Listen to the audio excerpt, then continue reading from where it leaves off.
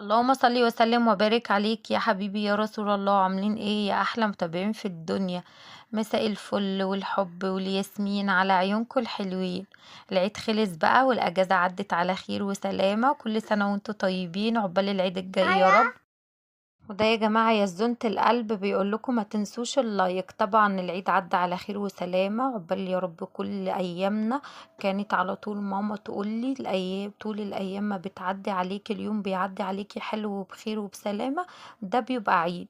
يا رب كده يرضيكم ضعف ما بيتمنوا، ويحلي أيامكم بالخير والبهجة والفرحة والسعادة، بيوتكم ضعف ما بتتمنوا. اللي نفسه فنون واللي نفسه ولاده ينجحوا في الثانوية العامة، كل حاجة يا رب حد نفسه فيها ربنا يراضيه.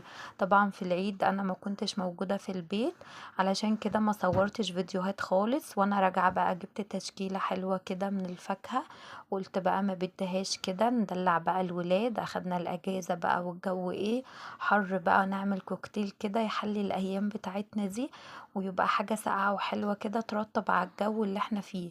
طبعا جبت بقى الفاكهة اللي انتوا شايفينها كده، اخدت من كل حاجة. إيه، موز بقى وتفاح وعنب وخوخ. بصوا ما اخدت بقى تشكيلة حلوة وقطعتها بقى بالشكل اللي انتوا شايفينه ده. هنعمل دلوقتي احلى كوكتيل. وهنا بقى جيبي بولة، جيبي الكاسات، جيبي اللي انت عايزة تضيفيه فيه. ضفت طبعا في الكاسات بالشكل اللي انتوا شايفينه ده.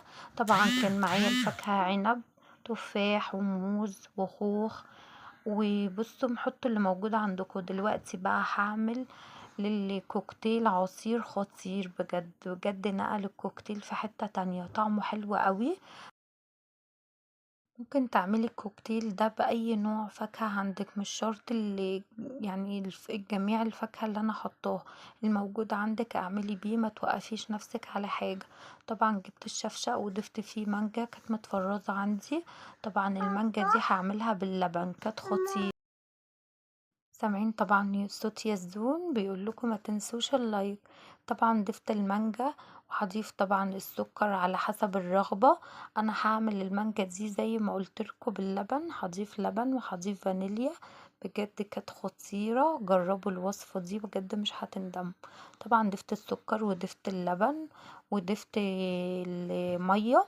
ضفت كده يعني حبة مية صغيرين، وضفت كده الفانيليا، وهضرب بقى المكونات دي كلها مع بعضها، وهنزل بقى على الكوكتيل الخطير اللذيذ الجميل بالشكل اللي انتوا شايفينه ده.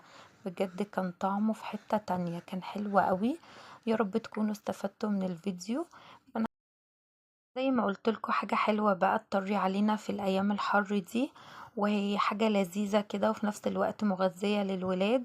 وهنا بقى كان شكل الكوكتيل بتاعي. يا رب تكونوا استفدتوا من الفيديو.